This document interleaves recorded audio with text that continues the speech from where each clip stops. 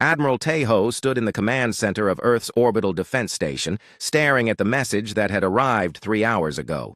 The alien transmission played on repeat across every screen in the room. Strange symbols moved across the displays, followed by what their computers had translated into basic English. Greetings to the humans of Earth. We are the Valen Confederacy. We come in peace. We wish to meet and talk.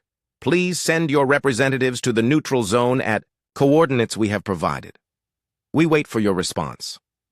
The message was simple, but it changed everything. After centuries of wondering if humans were alone in the universe, the answer had finally come. They were not alone. Tejo had called an emergency meeting with Earth's leaders. President Nam-Su sat at the head of the table, his face serious. Defense Minister Hyojin leaned forward, studying the alien message on her tablet. Around the table sat the best minds on Earth. Scientists, military officers, and diplomats. How do we know this is real? Asked Dr. Park, the head of Earth's Science Council. This could be a trick from another human colony trying to test our defenses. Communications Officer Bo Ram shook her head.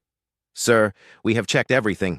The signal came from outside our solar system. The technology used to send it is unlike anything we have. This is real. Sora, Earth's best diplomat, had been quiet during the meeting. Now she spoke up. The important question is not if this is real. The question is how we respond. This is the most important moment in human history. We must be very careful. Defense Minister Hyojin nodded. I agree we must be careful. But we also must show strength. These aliens need to know that humans are not weak. We cannot appear as easy targets. President Nam-Su looked around the table. What do our military advisors suggest? Admiral Tejo cleared his throat. We have several options, sir. We could send one of our diplomatic ships. They are fast and equipped with the latest communication equipment. Or we could send a military escort with the diplomatic ship to show we take this seriously. What about the new ship? Asked Defense Minister Hyojin. The Eternal Vigilance just finished its test runs. Wouldn't that send the right message? The room fell silent. Everyone knew about the Eternal Vigilance. It was humanity's greatest achievement and most terrible weapon. The ship was 15 kilometers long and packed with technology that could destroy entire worlds. It had been built as the ultimate defense against any threat to humanity. Sora frowned. Minister? With respect, that might send the wrong message. The Eternal Vigilance is a warship. If we send it to a peaceful meeting, the aliens might think we are threatening them, or they might respect our power, Hyojin replied. Look, Sora, we don't know anything about these aliens. We don't know if they are peaceful or if this is a trap. We don't know how many ships they have or how powerful they are. What we do know is that the Eternal Vigilance is the most advanced ship ever built. It shows that humans are not primitive savages who can be pushed around. Captain Dongmin had been quiet in the corner of the room. He was the commanding officer of the Eternal Vigilance. Now he spoke carefully. If I may, sir, the ship was designed for war, not diplomacy. Its very presence might be seen as aggressive, even if we don't mean it that way. President Nam-Su considered this. Captain, what is your honest opinion? Can the Eternal Vigilance be used for peaceful purposes? Dongmin thought for a moment. Sir, the ship has powerful sensors and communication systems. It could certainly carry out a diplomatic mission, but it is impossible to hide what the ship is. Anyone who sees it will know it is built for war. Good, said Defense Minister Hyojin. Let them know. We want them to understand that humans are advanced and powerful. This is our chance to make a strong first impression. Sora tried again. Minister, I understand your point, but consider this from their perspective. If aliens came to Earth for the first time and their ship was obviously a weapon, how would we react? We would be frightened and suspicious. Maybe that's not a bad thing, Hyojin replied. Fear leads to respect. Respect leads to fair treatment. If they fear us a little, they won't try to take advantage of us. Admiral Tejo looked at the alien message again.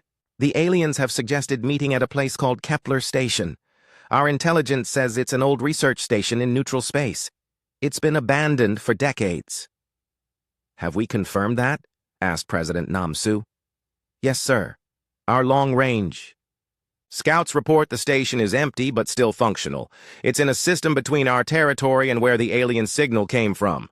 A good neutral meeting place. Dr. Park leaned forward. What do we know about alien technology from their message? Communications Officer Boram answered. The signal was very sophisticated. They used quantum encryption and multidimensional broadcast methods. Their technology is definitely advanced, but we can't tell how advanced compared to ours. Another reason to bring the eternal vigilance, said Defense Minister Hyjin. If their technology is more advanced than ours, we need to show them our best. Sora sighed. And if our technology is more advanced than theirs? If we show up with a massive warship to what they think is a peaceful meeting? That could start a war instead of preventing one. President Namsu stood up. I need to make a decision. This moment will be remembered for thousands of years. Whatever we choose will affect the future of humanity. He walked to the window and looked out at Earth below. Billions of people were going about their daily lives, not knowing that their future was being decided in this room. Admiral Tejo, how long would it take to prepare the Eternal Vigilance for a diplomatic mission? 2 days, sir. We would need to install additional communication equipment and prepare proper diplomatic quarters. And how long to prepare a standard diplomatic ship? The same amount of time, sir. We would need to brief the crew and prepare for any situation. President Namsu turned back to the table. Sora, you will lead the diplomatic mission regardless of which ship we send. What is your recommendation? Sora looked around the room. She could see that most of the military officers supported sending the Eternal Vigilance. She could also see the fear in their eyes. They were afraid of the unknown, and the massive warship made them feel safer. Sir, I recommend we send a diplomatic ship with a small military escort. We should appear strong but not threatening. We should show we are advanced but also peaceful. Defense Minister Hyejin shook her head. Sir, I must disagree. This is our one chance to make a first impression. We cannot appear weak. The aliens chose to contact us, which means they already know something about us.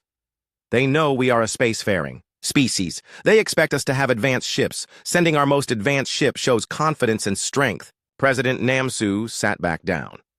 He looked at Admiral Tejo. Admiral, give me your honest military assessment. If this is a trap, which option gives us the best chance of survival? The Eternal Vigilance, sir. Without question. If the aliens are hostile, no other ship we have could protect our diplomatic team. And if they are peaceful? Admiral Tejo hesitated. Then the ship doesn't matter, sir. Peaceful aliens would judge us by our words and actions, not our ships. President Namsu made his decision. We will send the Eternal Vigilance. Captain Dongmin, you will command the mission. Sora, you will lead the diplomatic team. Admiral Tejo, you will coordinate from Earth. Sora felt her heart sink, but she nodded. Yes, sir. I will do my best to ensure this mission succeeds. I know you will, said President Namsu. This is the beginning of a new age for humanity. Let's make sure it's a good beginning. As the meeting ended and people filed out of the room, Sora stayed behind. She looked at the alien message still, playing on the screens.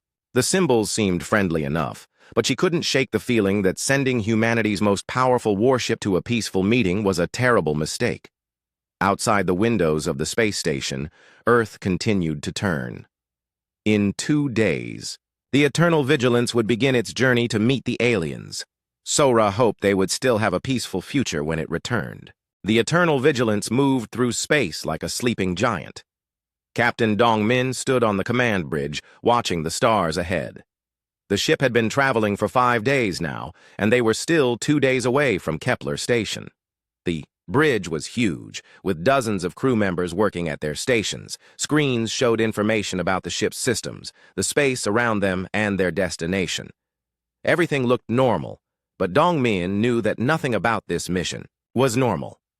Lieutenant Commander Jiwoo approached from her station. She was in charge of the ship's artificial intelligence systems. Captain, Subin is asking about the mission parameters again. Subin was the ship's AI. It was incredibly smart and helped run all the ship's systems. But Subin had been designed for war, not diplomacy. It kept asking questions about potential threats and attack strategies. Tell Subin that this is a peaceful mission, Dongmin said. We are going to talk, not fight. I've told it that, sir. But Subin says it doesn't understand how to be peaceful with unknown aliens. It wants to scan for weapons and defensive capabilities when we arrive. Dongmin sighed. This was one of the problems Sora had warned about. Everything on the Eternal Vigilance was designed for war. Even when they tried to be peaceful, the ship's systems kept preparing for battle.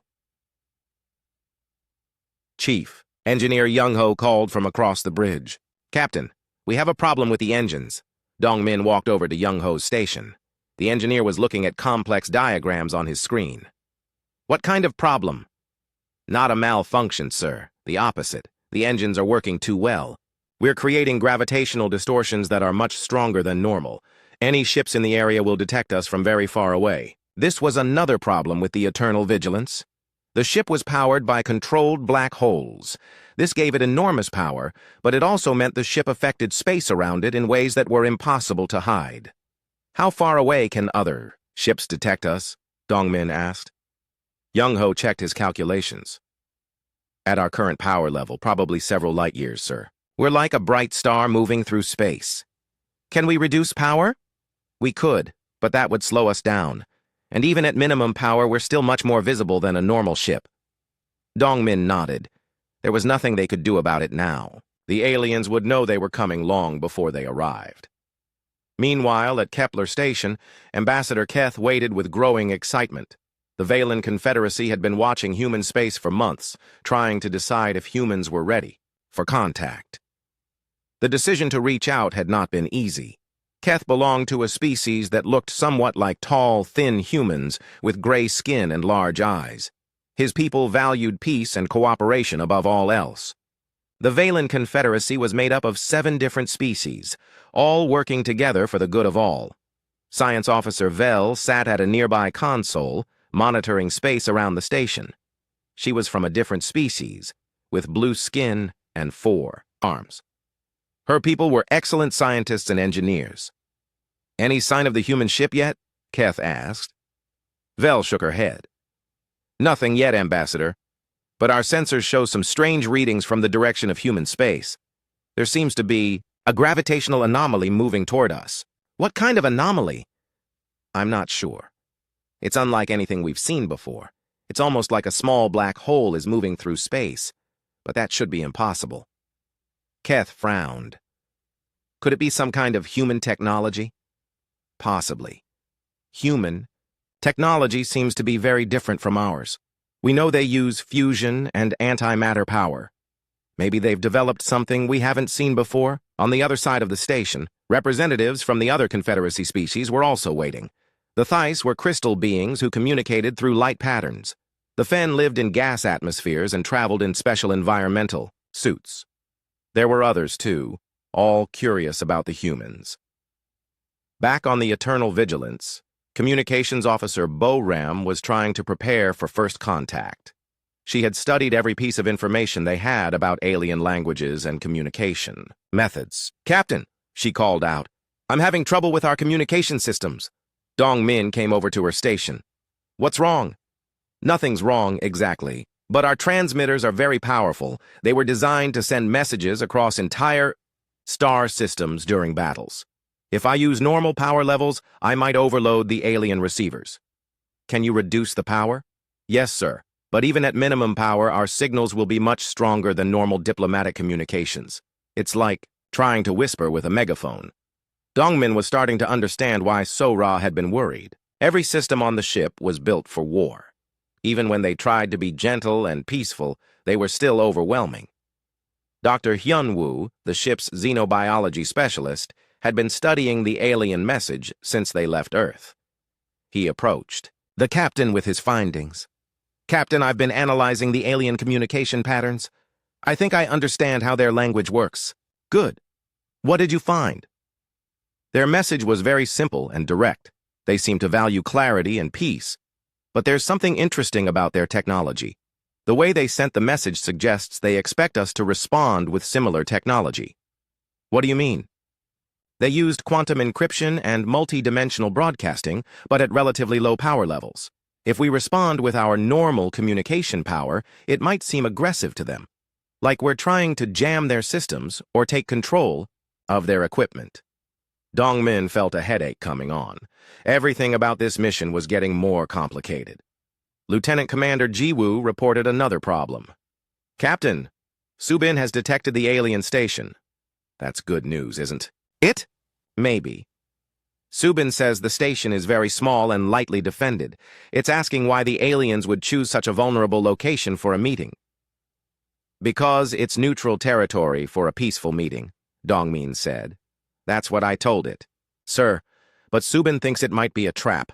It says no military commander would choose such a weak position unless they had hidden advantages. Dongmin realized that Subin was thinking like a war AI, because that's what it was. To Subin, everything was a potential battle. The idea of a truly peaceful meeting was outside its programming. Back at Kepler Station, the gravitational readings were getting stronger. Science Officer Vel was becoming concerned. Ambassador, the anomaly is definitely getting closer, and it's much larger than I first thought.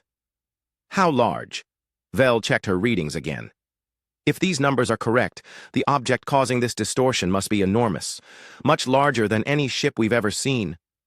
Ambassador Keth felt the first stirring of worry. Could you be wrong about it being a ship? I don't think so. It's moving in a straight line toward us, and it's slowing down as it approaches. That's not natural behavior for a cosmic object. Other representatives at the station were starting to notice the readings, too. Commander Neth of the Thes Collective flashed worried light patterns. The Fen representative sent urgent chemical signals through the station's atmosphere processors. Should we contact our homeworlds? Asked Vel. Keth thought about it. Not yet. We knew human technology might be different from ours. This could be normal for them. But privately, Keth was starting to worry. The humans had seemed peaceful in their message, but why would they send such a massive ship to a simple diplomatic meeting? On the Eternal Vigilance, Captain Dong Min called a meeting with his senior officers. Sora joined them in the conference room. We'll reach Kepler Station in 2 days, Dong Min began. I want to discuss our approach. How do we make sure the aliens understand we're here for peace? Sora spoke first. We need to be very careful about our power signatures. The aliens might interpret our engine output as weapons charging. Chief Engineer Young Ho nodded. I can minimize our power output as we approach, but we can't hide what we are. The ship's mass alone will affect local space-time. What about our weapons? Asked Tactical Officer Wansu. Should we power them down completely? Yes, said Sora quickly. All weapons offline. We want to appear as peaceful as possible. Lieutenant Commander Jiwoo looked concerned. Subin won't like that. It will see that as making us vulnerable to attack. Subin will have to accept it, Dongmin said firmly. This is a diplomatic mission. Dr. Hyun Woo had another concern. We need to think about how we communicate. Our normal protocols might overwhelm their systems. Communications Officer Bo-Ram agreed. I recommend we try to match their communication style. Simple, direct messages at low power. Dongmin looked around the table. Any other concerns? Sora had many concerns, but she kept them to herself. The decision to send the Eternal Vigilance had been made. Now they had to make the best of it. We'll proceed carefully, Dongmin decided. Minimum power, weapons offline, simple communications. We'll show them that humans can be peaceful, even if our ships are built for war. As the meeting ended, Sora hoped it would be enough. In 2 days, they would find out if humanity's greatest achievement would become its greatest mistake. The Eternal Vigilance dropped out of faster-than-light travel at the edge of the Kepler system. Even from this distance, the ship's powerful sensors could see everything clearly. Kepler Station floated in space near an old gas giant, looking tiny and fragile. Captain Dongmin stood on the bridge, watching the main screen. The station was much smaller than he had expected. It looked like it could fit inside one of the Eternal Vigilance's cargo bays. Distance to station? He asked. Navigation Officer Kim replied, 50 million kilometers, sir. We're approaching slowly as ordered. Any sign of other ships? Tactical Officer Wan Su checked his sensors. Yes, sir. I'm detecting several small vessels near the station. They appear to be alien ships based on their design and energy signatures. Sora joined the captain on the bridge. She had been preparing for this moment since they left Earth. How many alien ships? 7, ma'am. All relatively small. The largest is maybe 500 meters long. Sora felt relieved. If the aliens had only brought small ships, they clearly expected a peaceful meeting. But then she looked at the size comparison on the screen. The Eternal Vigilance was 30 times longer than the largest alien ship. Captain, we need to be Very careful about our approach. We don't want to appear threatening. Dongmin nodded. Chief Young-ho, reduce power to minimum levels. Young-ho worked at his console. Power reducing, sir. But even at minimum, we're still generating massive energy signatures. At Kepler Station, Ambassador Keth stared at his sensor readings in shock. The human ship was enormous beyond belief. It was larger than some space stations he had seen. Vel, are you certain these readings are correct? Science Officer Vel double-checked everything. Yes, Ambassador. The human ship is approximately 15 kilometers long and 3 kilometers wide. Its mass is extraordinary. Other alien representatives were gathering around the sensor displays. Commander Neath of the Thys Collective flashed rapid patterns of light that indicated extreme alarm. The Fen representative released chemical signals that meant the same thing. This can't be a diplomatic ship, said military advisor Zrak. He was a member of Keth's species, but from their military branch. No one sends a ship that size for peaceful talks. Maybe humans just build bigger ships, Keth said, trying to stay calm. But privately, he was becoming very worried. The readings got worse as the human ship approached. Its gravitational field was so strong that it was affecting the station's orbit around the gas giant. Small objects near the station began drifting toward the massive ship.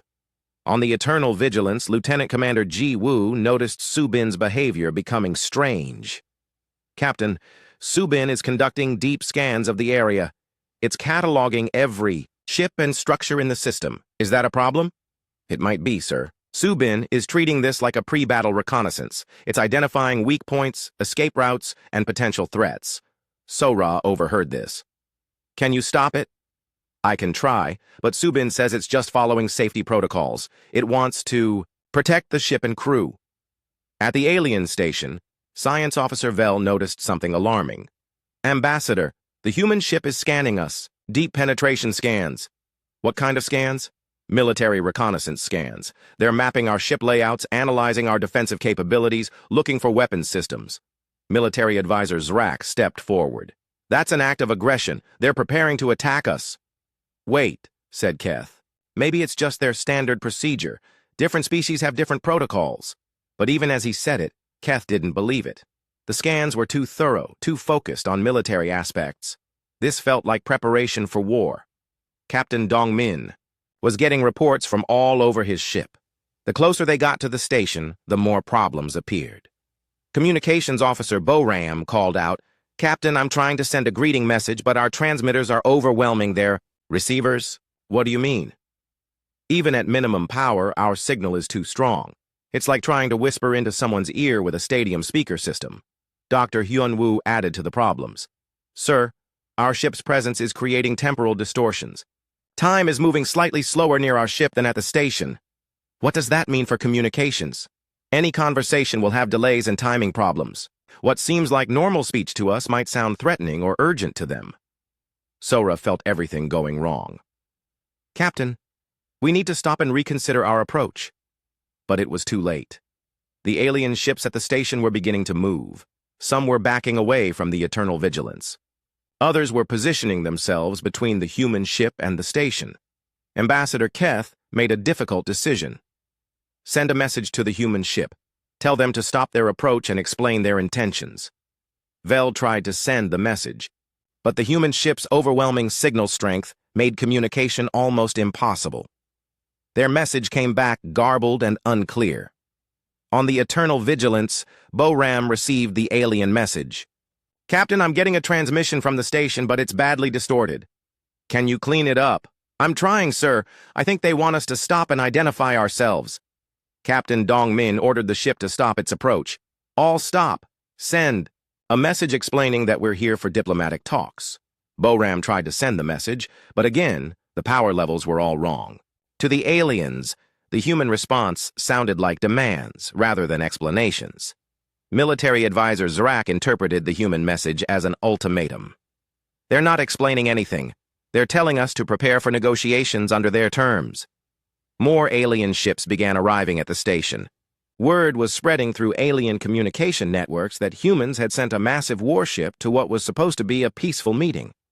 Commander Neth sent urgent light signals to other Thys ships in nearby systems. The Fen representative released chemical warnings that would be carried by their people's atmospheric networks across multiple worlds. Lieutenant Commander Jiwoo reported another problem. Captain, Subin has detected the new alien ships arriving.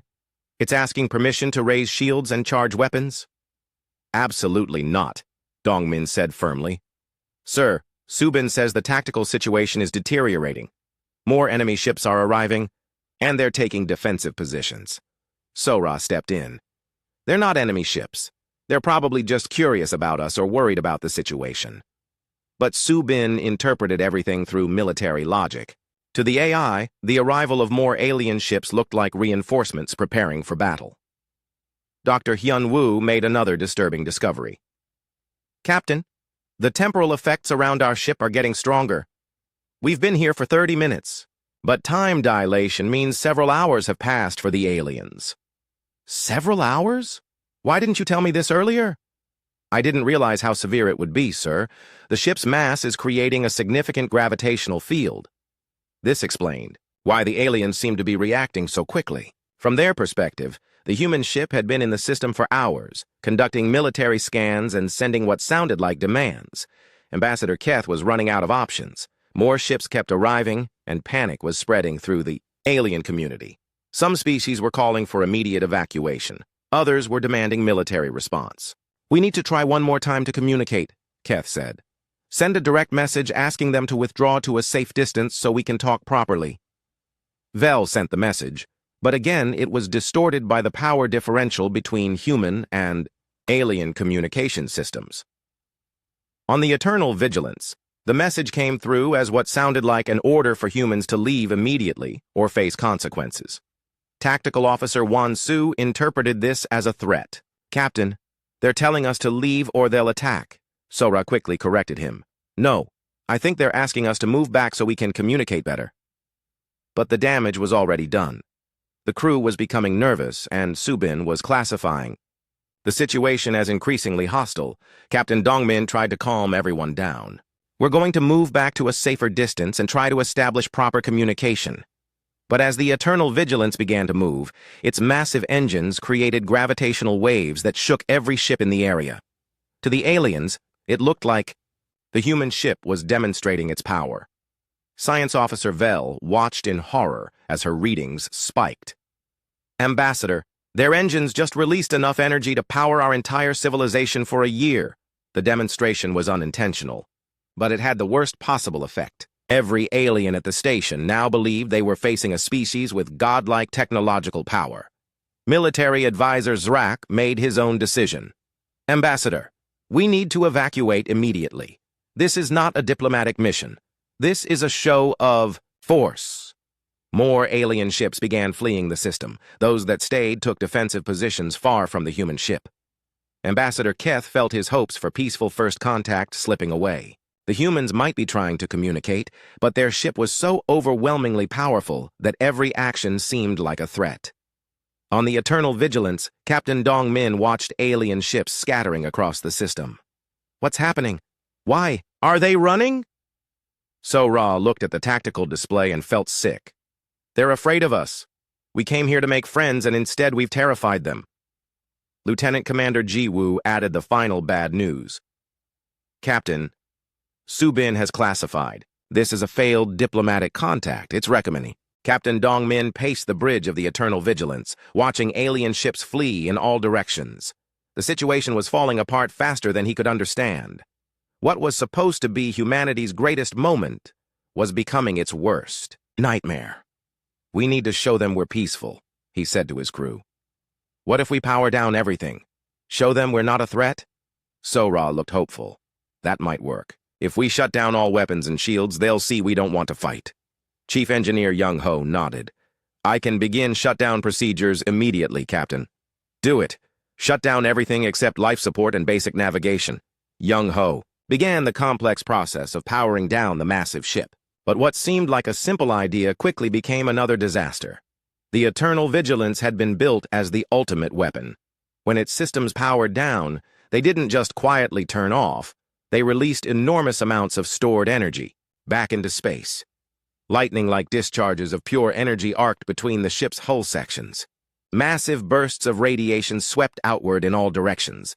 The controlled black holes that powered the ship had to vent excess energy as they reduced output.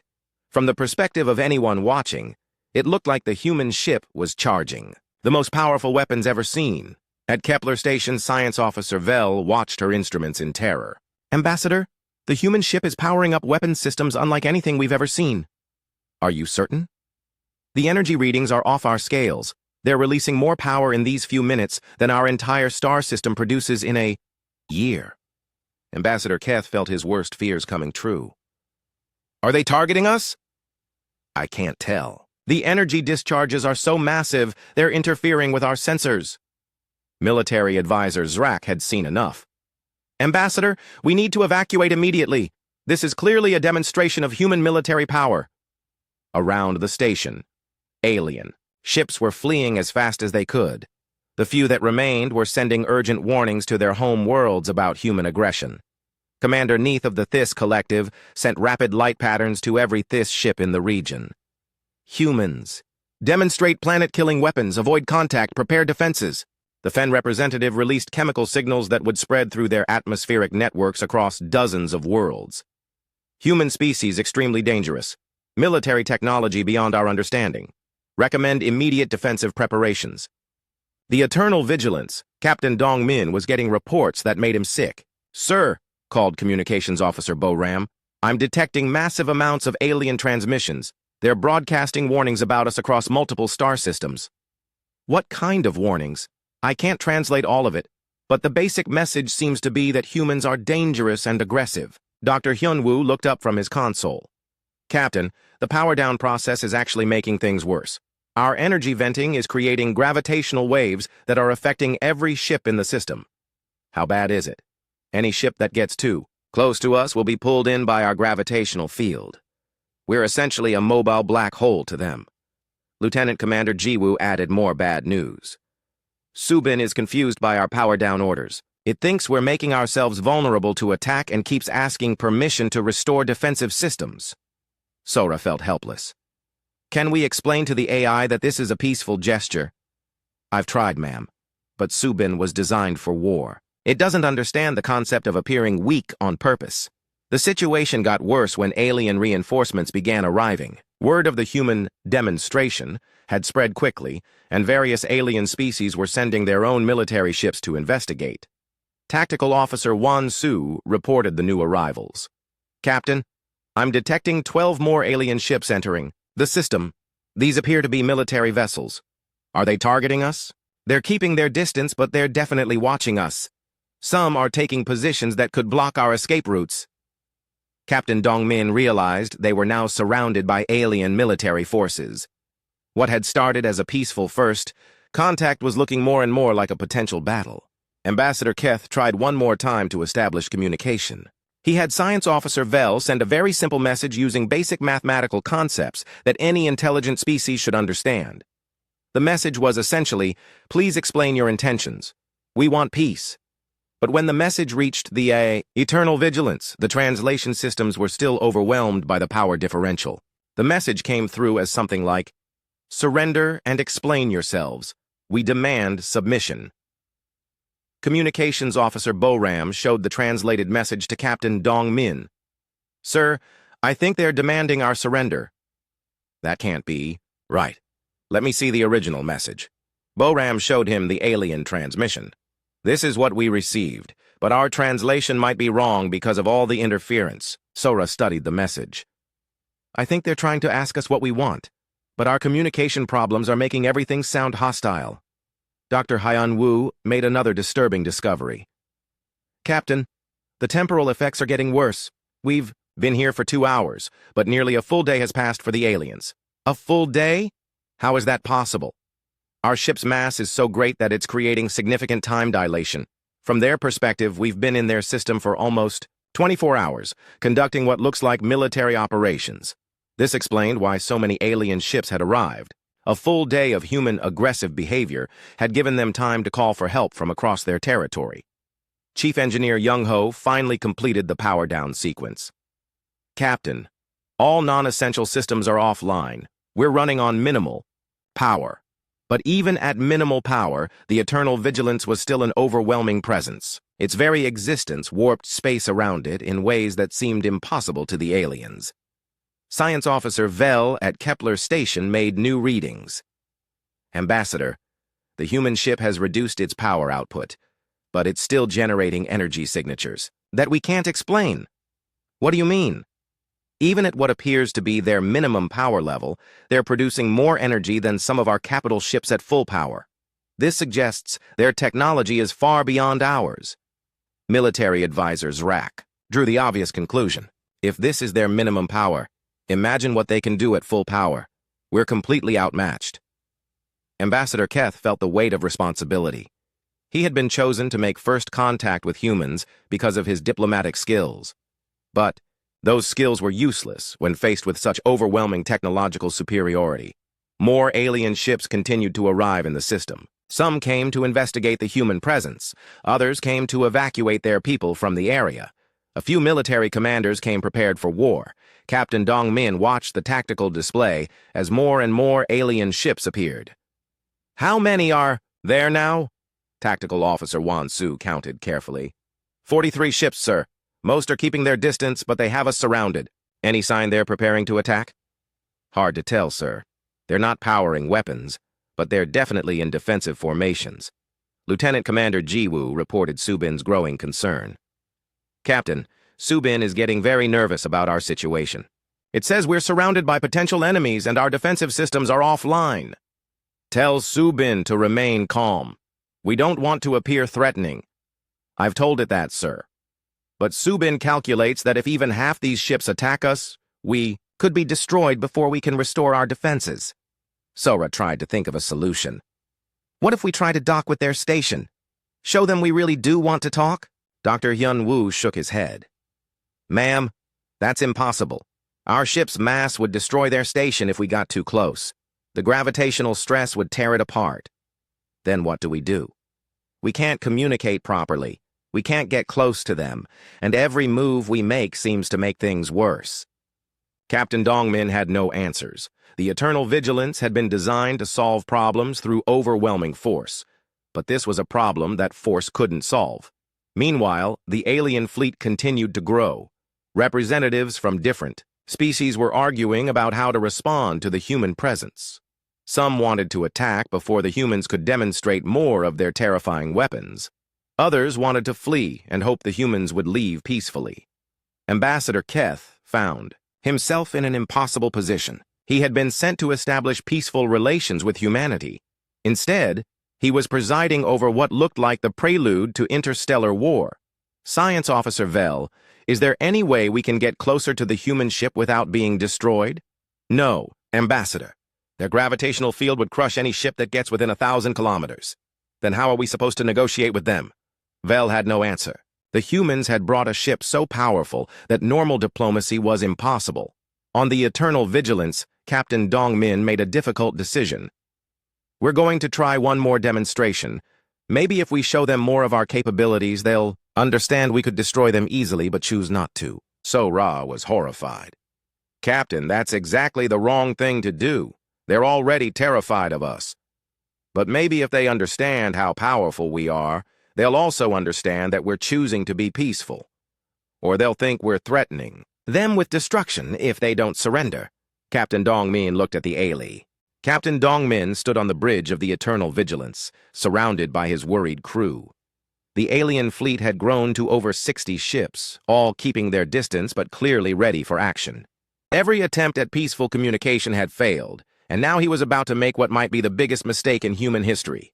Chief Young-ho, prepare for a demonstration of our scanning capabilities. Nothing destructive, just show them what our sensors can do. Young-ho looked uncertain. Sir, even our passive sensors are more powerful than most species' active ones. When we do a full system scan, it might look aggressive to them. Make it as gentle as possible, Dongmin ordered. We need them to understand that we're choosing to be peaceful. Dr. Hyun-woo interrupted from his station. Captain, I need to warn you about something. The temporal effects around our ship are getting stronger. When we demonstrate our technology, they'll experience it much more intensely than we intend. What do you mean? time moves slower near our ship because of our gravitational field. A 5-minute demonstration for us might seem like hours to them. What we think is a brief, gentle display might feel like a prolonged attack. Sora felt sick. "Captain, please reconsider. Everything we do makes the situation worse." But Captain Dongmin had made his decision. "Proceed with the demonstration." The Eternal Vigilance activated its deep space scanning systems. To the human crew, it seemed like a simple sensor sweep. But to the aliens watching, it was terrifying. The human ship suddenly blazed with energy. Scanning beams reached out across the entire star system, penetrating every ship and station with impossible precision. In seconds, the human sensors had mapped the internal structure of every alien vessel, analyzed their technology, and cataloged their weapons. At Kepler Station, Science Officer Vel watched her instruments in horror. "Ambassador, they're scanning everything. They know the layout of every ship in our fleet, the location of every weapon, the design of every critical system." Ambassador Keth felt a chill of fear. "How detailed are their scans? They know things about our ships that we don't know ourselves. Their scanners are reading quantum-level details of our hull materials, analyzing the molecular structure of our equipment, even mapping the neural patterns of our crew members." Military advisor Zrak had seen enough. "This is preparation for attack. They're identifying targets and weak points." The scanning demonstration continued for what seemed like hours from the alien perspective. In reality, it lasted only minutes, but the time dilation effect made it feel endless. Commander Neth of the Thys Collective flashed rapid light patterns of pure terror. The scanning beams had penetrated so deeply that they had read the crystal matrix of Thys bodies, understanding their biological structure better than Thys scientists did. The Fen representative released chemical signals of panic. The human scans had analyzed the exact composition of Fen atmospheric environments, giving them the knowledge to create biological weapons specifically designed to kill Fen. On the Eternal Vigilance, Lieutenant Commander Ji Woo monitored Subin's reaction to the demonstration. "Captain Subin is very pleased with the scan results. It now has complete tactical data on every alien ship in the system." "That's not what we wanted," Dongmin said quietly. Communications Officer Boram tried to send a message explaining that the scan was peaceful, but the message was overwhelmed by the massive energy output from the scanning systems. To the aliens, it sounded like the humans were broadcasting surrender demands. Dr. Hyun Woo made another disturbing discovery. "Captain, our scanning beams are so powerful they're actually affecting alien equipment. Some of their ships are reporting system malfunctions. Are we damaging them? Not intentionally, but our scanning energy is overloading their circuits. It's like shining a searchlight into a camera. It overwhelms their sensors without meaning." 2. The demonstration finally ended, but the damage was done. The alien fleet now believed they faced an enemy that could analyze their every weakness and disable their ships with scanning beams alone. Ambassador Keth tried to maintain calm among the growing panic. "We need to evacuate non-essential personnel and call for military reinforcements." Science Officer Vel was still analyzing the human scanning technology. "Ambassador, based on what I've seen, their technology is centuries ahead of ours, maybe thousands of years ahead." "How can you tell?" "They just scanned our entire fleet in minutes and learned everything about us. Our best scientists would need years to gather that much information, and we couldn't do it without physically examining each ship." News of the human demonstration spread quickly through alien communication networks. Within hours, panic was spreading across multiple star systems. On the Thys homeworld, emergency councils convened to discuss the human threat. The crystal beings flashed desperate light patterns as they tried to understand how to defend against an enemy that could read their thoughts through their crystal matrices. The Fen atmospheric networks carried chemical warnings across dozens of worlds. The gas-dwelling species began preparing evacuation plans, knowing that humans could now create perfectly targeted biological weapons. Back on Earth, Admiral Tae Ho was receiving his own disturbing reports. Human monitoring stations had detected massive alien military movements. Fleets were mobilizing across alien space, all heading toward the border with human territory. Defense Minister Hae Jin called an emergency meeting. "Admiral, what's the situation at Kepler Station?" "Unknown, Minister. We lost contact with the Eternal Vigilance hours ago, but alien fleet movements suggest something has gone very wrong." President Namsu looked grim. How many alien ships are mobilizing? Hundreds, sir. Maybe thousands. It looks like they're preparing for war. On the Eternal Vigilance, the crew was finally understanding how badly things had gone wrong. More alien ships kept arriving in the system, and they were no longer keeping their distance. Tactical Officer Wan Su reported the new developments. Captain, the alien fleet has grown to over 100 ships. They're forming attack formations. Are they targeting us? Not yet, sir, but they're positioning themselves for a coordinated assault. Lieutenant Commander Ji Woo brought worse news. Captain, Subin is requesting permission to restore defensive systems. It calculates that we're about to be attacked by overwhelming numbers. Sora looked at the tactical display in despair. This is exactly what I warned about. We came here to make friends, and now we're about to start an interstellar war. Captain, Dongmin realized that Subin might be right. The alien fleet was clearly preparing for battle. But if the Eternal Vigilance restored its weapons and shields, it would confirm every alien fear about human aggression. Dr. Hyun Woo made one final discovery that explained everything. Captain, I've been analyzing the communication timestamps. Because of our time dilation effects, the aliens have experienced this entire encounter very differently than we have. What do you mean? We've been here for 6 hours, but from their perspective, we've been in their system for 3 days. 3 days of what they see as aggressive scanning, energy demonstrations, and military posturing. 3 days? No wonder. They think we're attacking them. Communications Officer Bo Ram had been monitoring alien transmissions. Captain, I'm picking up fragments of their communications. They're calling this the human invasion of Kepler. They think we're the advance force for a massive human attack. Ambassador Keth made his final decision. On behalf of the Valen Confederacy, he transmitted a formal message to the human ship. The message was simple and clear. Human vessel, your aggressive actions have been noted and reported to our governments. We consider your presence an act of war. Withdraw immediately or face the consequences. When the message reached the Eternal Vigilance, it came through clearly for the first time. There was no mistaking its meaning. Captain Dongmin read the message with growing dread. They think we're invading them. Sora felt the weight of humanity's future settling on her shoulders. Captain, we need to leave immediately. Every moment we stay here makes things worse.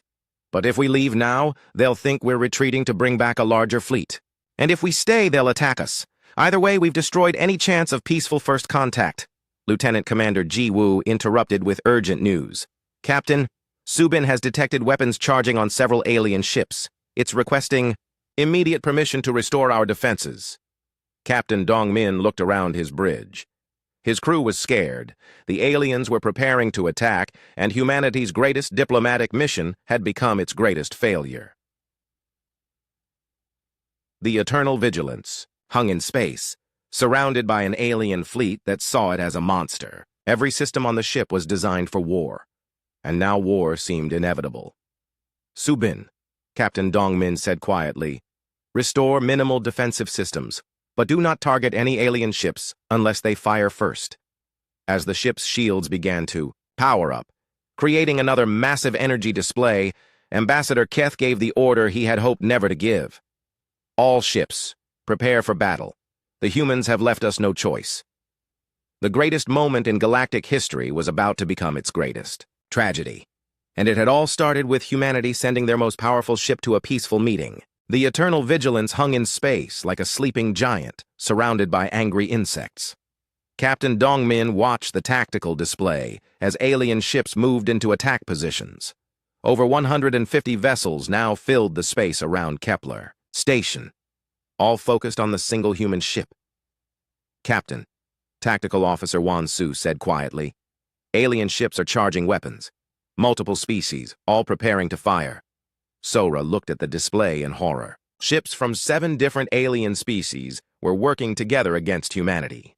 The Thys crystal ships glowed with stored energy. Fen atmospheric vessels vented combat chemicals. Valen bioships pulsed with organic weapons.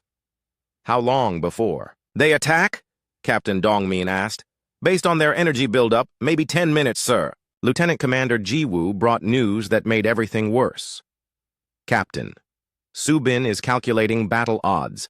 It says we can destroy most of their fleet, but some ships will escape to warn their home worlds. What does that mean for humanity? Subin. Projects that within weeks, thousands of alien ships will attack human colonies. It recommends we destroy every ship here to prevent word from spreading.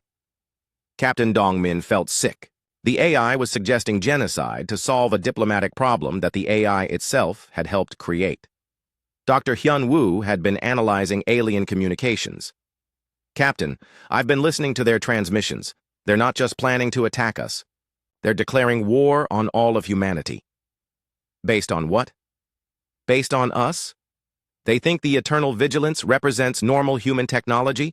They believe every human ship is like this one. Sora understood the terrible irony. They're declaring war on humanity because they think we're too powerful to be left alone. Communications Officer Bo Ram tried one last time to send a peaceful message, but the Eternal Vigilance's communication systems were so powerful that even at minimum power, the message overloaded alien receivers and sounded like an ultimatum. Ambassador Keth stood on the bridge of his bioship, watching the human vessel that had destroyed his hopes for peace. The ship was so large it blocked out stars. Its energy output made nearby space shimmer with power. Science Officer Vel. What are our chances if we attack? Vel checked her calculations sadly. Very poor, Ambassador. That single ship has more firepower than our entire fleet combined. Then why are we attacking? Military Advisor Zrak answered. Because if we don't stop them here, they'll return with more ships. The humans have shown us what they're capable of. We can't let them report back that we're weak. The alien fleet had been joined by ships from 3 more species who had arrived after hearing about the human invasion. None of them had ever seen technology like the Eternal Vigilance possessed. Commander. Neth of the Thys Collective flashed light patterns of grim determination. The crystal beings had decided that dying in battle was better than living in fear of human domination. The Fen representative had released final chemical signals to his home worlds, warning them to prepare for human attacks and promising that his ship would die fighting to buy them time. On Earth, Admiral Tejo watched alien fleet movements with growing alarm. Human deep space monitors showed massive military mobilizations across alien territory. Thousands of ships were moving toward human space. President Nam Su called an emergency session of Earth's government. Admiral, what's happening out there? We don't know, sir. The Eternal Vigilance hasn't reported in for hours, but alien military activity suggests that first contact has failed catastrophically. Defense Minister Haye Jin looked at tactical projections. How many alien ships are heading toward our territory? Current estimates suggest over 3,000 ships from multiple species. They're forming the largest military alliance we've ever detected. President Nam Su felt the weight of his decision to send the Eternal Vigilance. Are we looking at a war? Yes, sir. It appears we are. At Kepler Station, the moment of truth arrived. Ambassador Keth gave the order he had prayed he would never have to give. All ships, commence attack. Target the human vessel. For the safety of all free species in the galaxy, that ship must not return to human space. The alien fleet opened fire simultaneously. Energy beams, plasma bolts, quantum torpedoes, and exotic weapons from 7 different species all struck the Eternal Vigilance at once. The attack was massive, coordinated, and utterly futile. The Eternal Vigilance's shields absorbed the entire alien barrage without even fluctuating. The ship's defensive systems were designed to withstand attacks from human weapons, technology centuries more advanced than anything the aliens possessed.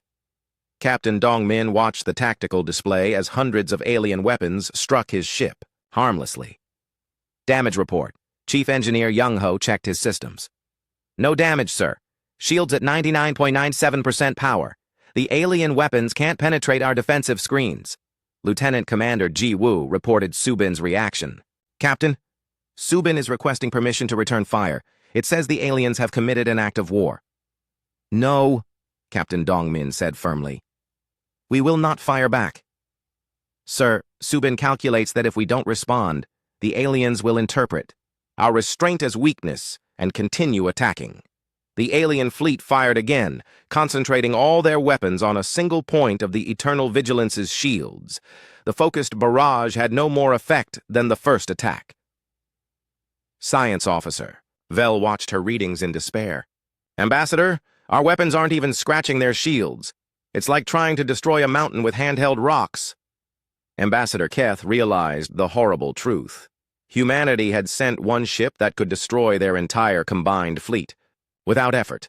The fact that the humans weren't firing back only proved how confident they were in their superiority. "Continue firing," he ordered. "Even if we can't destroy them, we'll show them that free species won't surrender without a fight." The alien attack continued for an hour. Hundreds of ships poured everything they had into the human vessel. Some ships exhausted their ammunition. Others overheated their weapons from continuous fire. The Eternal Vigilance sat motionless in space, absorbing the attack like a rock absorbing raindrops. Captain Dongmin made a decision that would haunt him forever. "We're leaving. Chief Young-ho, prepare for departure." "Sir, if we leave now, the aliens will think they've driven us away. Better that than starting a war by fighting back." Sora supported the decision. "Captain, you're right. If we fire even once, we'll prove everything they fear about us." The Eternal Vigilance began to turn away from the alien fleet. Its massive engines powered up, creating gravitational waves that shook every ship in the system. To the aliens, the human retreat looked ominous. They had fired everything they had at the human ship and failed to even damage it. Now the ship was leaving, presumably to report back that alien weapons were useless against human technology. Ambassador Keth sent one final message to the human ship. "Human vessel, know that your aggression has been witnessed. The galaxy will be ready for you when you return." The message reached the Eternal Vigilance as the ship jumped to faster-than-light travel. Captain Dongmin read it with bitter sadness. "They think we're the aggressors," he said to Sora. "We came here with the most powerful warship in human space and demonstrated our ability to scan their every weakness. From their perspective, we are the aggressors." Dr. Hyun-woo had the final terrible insight. "Captain, they're not wrong to be afraid. We built the Eternal Vigilance to be unstoppable, and we succeeded too well. We created a ship so powerful that peaceful coexistence is impossible." As the Eternal Vigilance traveled back toward Earth, news of the failed first contact spread across the galaxy. Alien species that had never worked together began forming alliances against the human threat. The Thais Collective sent messages to every crystal-based species in the galaxy, warning them about human scanning technology that could read their innermost thoughts. The Fen released atmospheric warnings that spread through gas giant networks across hundreds of worlds, describing human weapons that could poison entire atmospheric systems. The Valen Confederacy called for a grand alliance of all free species to defend against human expansion.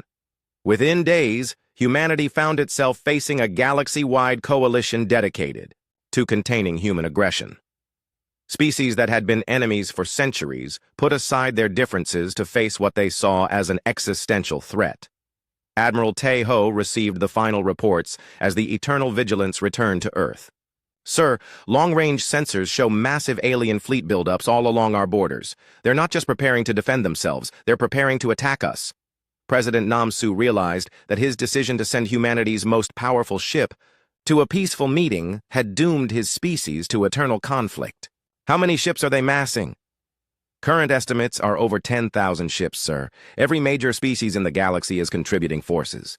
Sora submitted her final report on the mission. In it, she wrote, "First contact failed not because of malice or misunderstanding, but because humanity had become too powerful for peaceful coexistence. The Eternal Vigilance was built to protect humanity from any threat. Instead, it became the threat that united the galaxy against us." Captain Dongmin stood on the bridge of the ship that had ended humanity's hopes for galactic friendship. The Eternal Vigilance had lived up to its name. It would keep eternal watch over humanity. But that watch would be from behind walls of Bai.